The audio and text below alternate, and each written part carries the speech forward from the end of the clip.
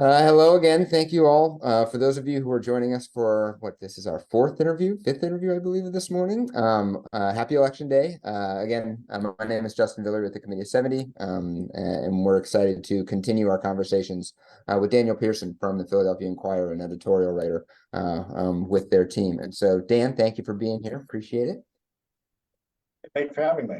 Yeah. So, if you've read Dan in the Inquirer pages, he'll note that he focuses on topics like public transit, public safety, housing, development. And so we wanted to hear his thoughts on what the next mayor and city council, there will be a lot of new folks on council this next round. So how they're going to think about those issues. So I suppose we can, do you have any broad thoughts before I dig into any of those particular topics about what the next administration is going to look like?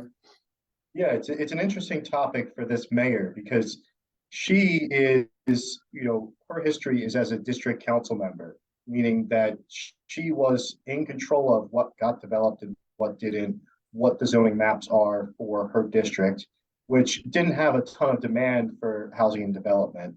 Um, but that's what she spent the last few terms doing. And now, as mayor, she's backed by the Philadelphia Building Trades. She's got a lot of support in the development community. Mo Rushdie and some of the other folks at the BIA either supported her or supported groups that opposed her opponents. So it'll be interesting to see how she balances both the urge as a district council member, which often is shutting down development, with these supporters who want more and more development pretty much at all times. Interesting. So, and I'm gonna invite if you have any thoughts on David O as well to include him in this Sure. too. Just if you've noticed any of the candidates, what their visions for the city's development and how their proposals are going to balance economic growth with preserving the city's unique character and green spaces. How they've kind of talked about that through the campaign. Yeah, I mean, David's record on development has been primarily, he is generally supportive of development, but he has a lot of concerns around parking. He's opposed a lot of the recent development in the city, which has been lighter on parking. He thinks that there needs to be more parking.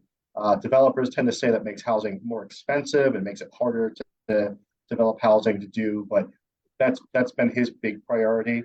Sherrod Parker, on the other hand, has a plan to build 30,000 homes in the city over her career as mayor, which is going to be a big change. I mean, to build that many homes, I mean, we've seen development increase in Philadelphia in the last couple decades, but we went decades with really little building at all. So even this modest amount of building feels like a lot to a lot of people in the city.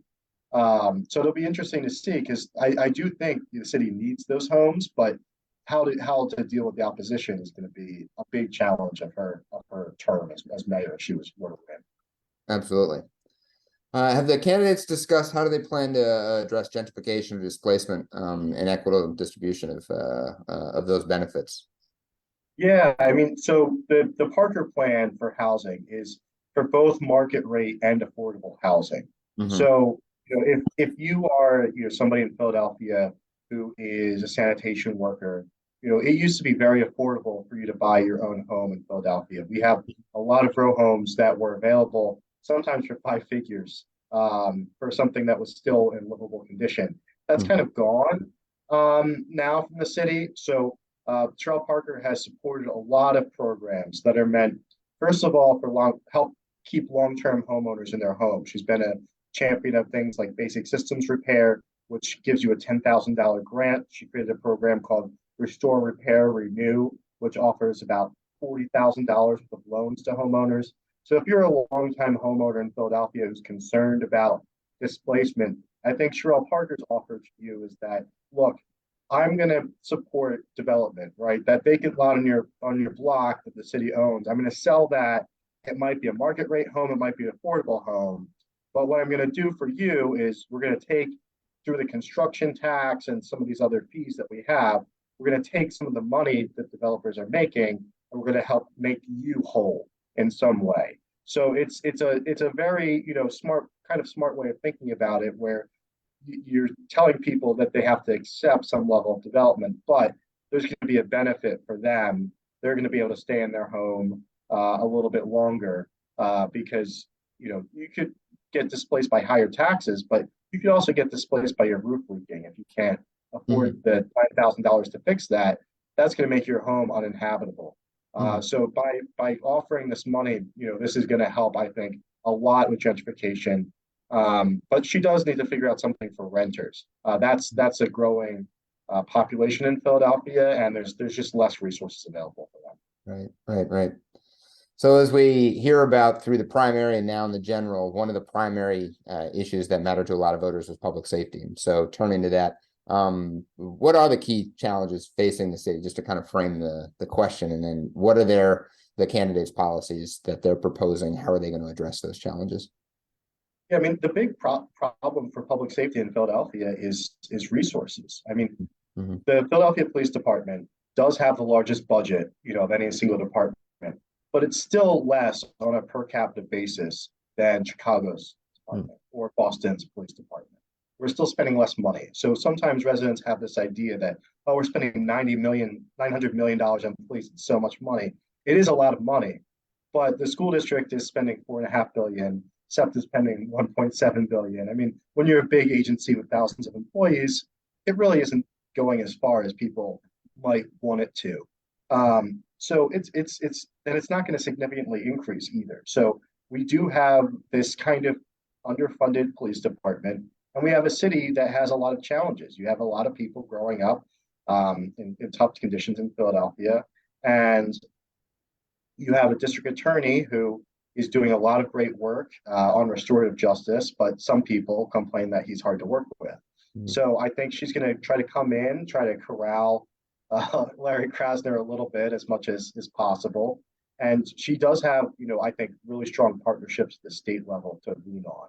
I think Governor Shapiro is going to be a very firm friend of hers on this fight. I think he sees this as a way for himself to make a name for himself, make a name too.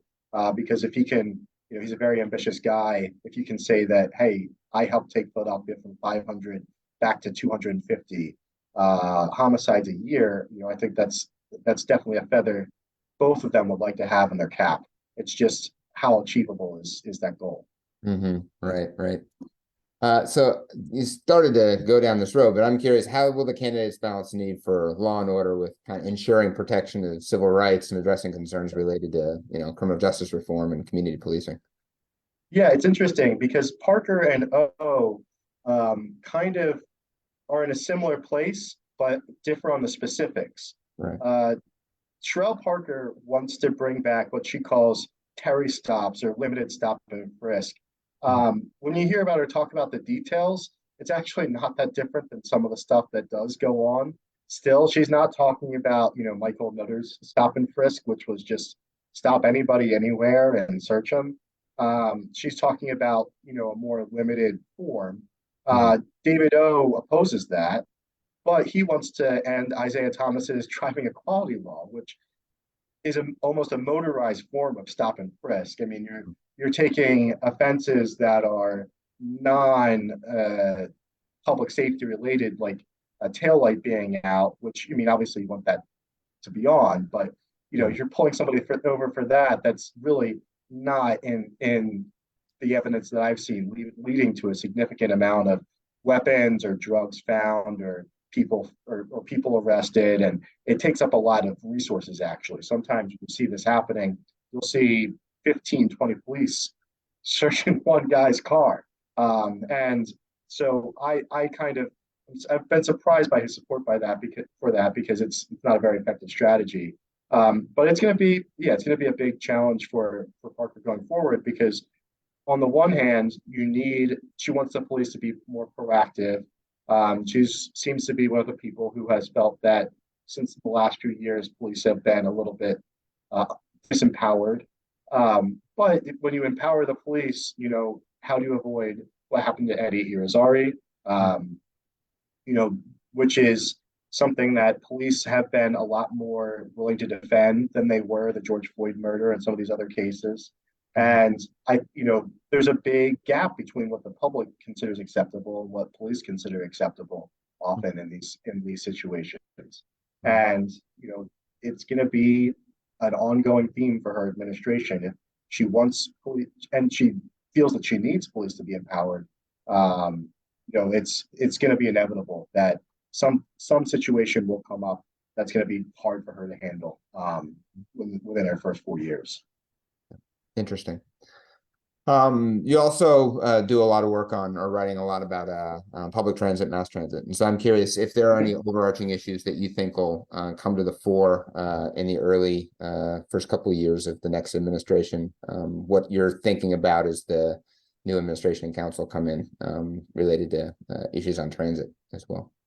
Yeah, I mean, we're at a really pivotal point for public transit in Philadelphia. The pandemic really took a lot of momentum out of ridership.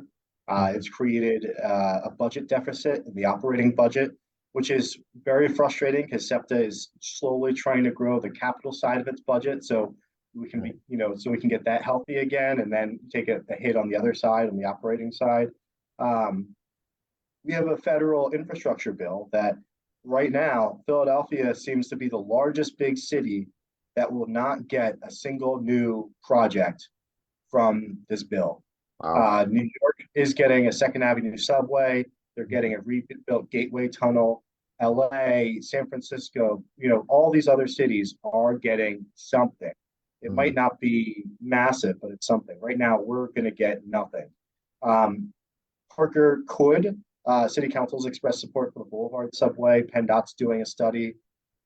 If she embraces that project, she could make that happen, which would really change the face of Philadelphia and provide a legacy. But she would have to find some local funding. That project would get, about half, if not more, of federal funding to cover the cost, but there would still be like 2 to 3 billion of state and local. Harrisburg has some money, and Sharif Street says he could get, but there would have to be some sort of local buy-in too, and so she would have to kind of fight for that and push that across the line if we were to get anything. And this is a situation where it's like put in $1 billion of Philadelphia's dollars so you can get $5 billion federal dollars. It's pretty significant. Yeah, right. In terms of local spending and just employment, right, for local tradespeople and restaurants in the area that would be benefiting as workers are putting it together. So it's something that I think most people in the area want. It's just, can we afford it? Where does the money come from? And these are questions that she has a lot of history answering. David O, on the other hand, his record is more, being the contrarian on council. It would be a lot harder, I think, for him to put together these coalitions to get, big money and things like that, because he's never really been in that role. Just being a Republican in Philadelphia, it's very rare that you're going to be shaping policy. Leading policy, right? Yeah. Have you gathered any impression that the candidates are talking about or thinking about transit as a primary issue when they come into office? It's funny, during the campaign in the spring, all of a sudden you start seeing a bunch of people riding SEPTA who I haven't seen on SEPTA. Personally, I've been taking it pretty regularly since 2012, 2002. So never really saw these folks on there before, and all of a sudden they were filming. It's something that obviously lots of Philadelphians ride SEPTA or used to ride SEPTA. Even with the pandemic taking a bite out of ridership, you got like 500, $600,000 people a day on there. So a lot of the time it's something that candidates feel that they have to mention, but they don't really know, in my experience, much about public transit the way that they know other issues. They kind of view it as SEPTA's responsibility to take care of. And the fact that Philadelphia doesn't fund transit, at the same rate as Boston and Chicago and Denver and all, most of them don't know that. They'll talk about, oh, we need more money from Harrisburg, but actually Harrisburg at this point is giving a pretty like median to like slightly better than median contribution. It's really the local government that's letting SEPTA down, Yeah. and most of them have no idea about that. I asked them. I hosted a mobility forum. I asked them if they supported a dedicated source of funding for SEPTA locally, which is something SEPTA is begging for. Most of them had no idea what he's talking about. Mm, That SEPTA even like they're like there's confusion on their face that, oh, what do you mean that SEPTA wants this? It's like SEPTA's been asking for this like every hearing. Like right. this is like their this is like number three on their slide deck.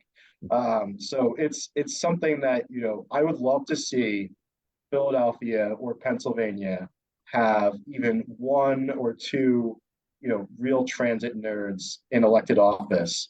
We just haven't had it. Other cities have it. Boston's mayor is a transit nerd. She Hmm. rides the train to work every day. Um, Other cities have, that one person who is in the legislature and has made it their issue. We just don't. Hmm.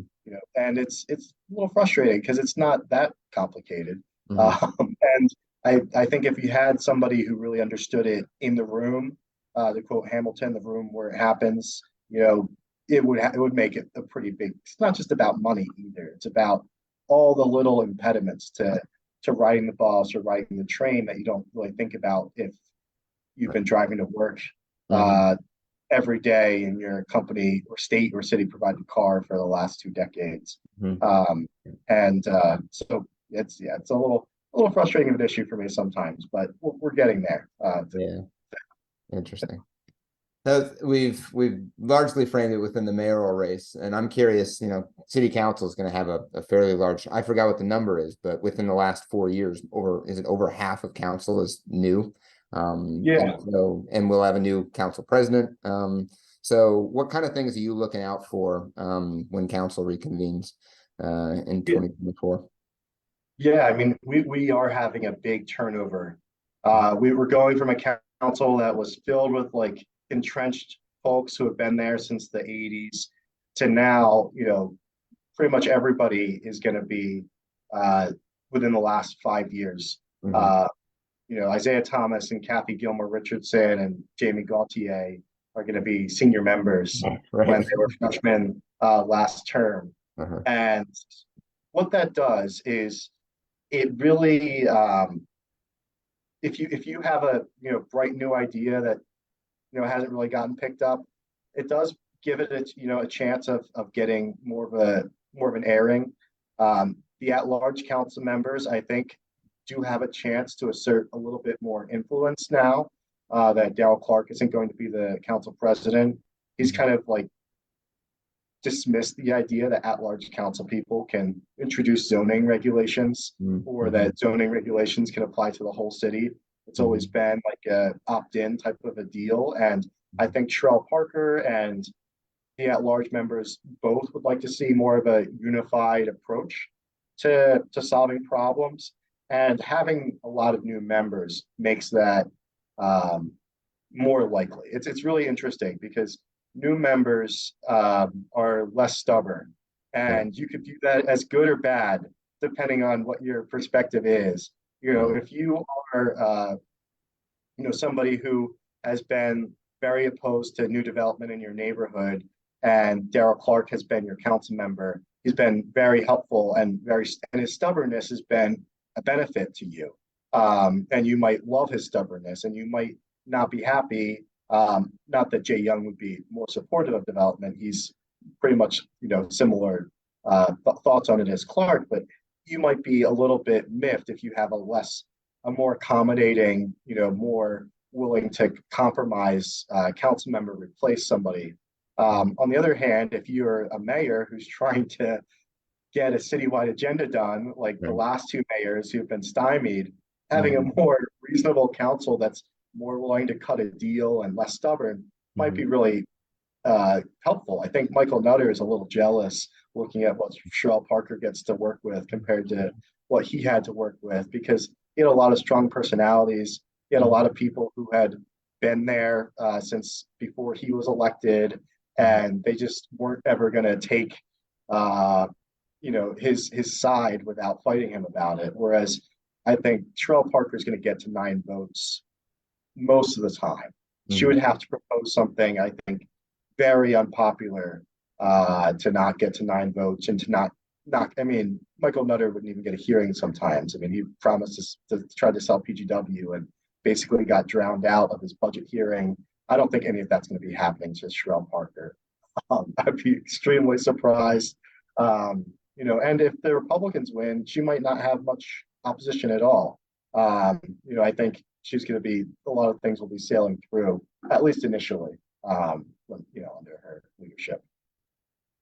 That's interesting. Well, I know you're busy today, so we'll wrap it up. Were there any other thoughts or anything else? Any observations that you're looking at today on election day, or in the transition that's going to happen before the new government comes in? Yeah, I mean, it looks, look, this is a 7-1 city, so the results are not super, going to be super surprising, but it's going to be interesting to see how the city reacts to a new person who is very different in personality from the old person. An elected official described Mayor Kenny as a substitute teacher, and that's just not who Sherelle Parker is. I mean, she is a former teacher, but definitely not a substitute. So I think definitely kids were afraid of getting detention in her class. They were not bullying her the way that they would Kenny. So it'll be interesting to see how different politicians and department heads and other institutional voices in the city kind of react to the fact that somebody's paying attention now. That's going to be a big change. Yeah. Well, thank you very much, Dan. Really appreciate, enjoy reading your work, following you on Twitter, and really appreciate the insight today on some issues that really impact the quality of life for so many Philadelphians. So thank you. And if you haven't yet, for those watching, you've got till 8 o'clock today to go to the polls or submit your mail-in ballot. So we are going to be excited to see the results and make sure this is a super important election, even if it's a lower information, not as highly publicized election. We're excited to see people get out and vote. So thank you very much, Dan, and we will talk to you soon. Thanks for having me.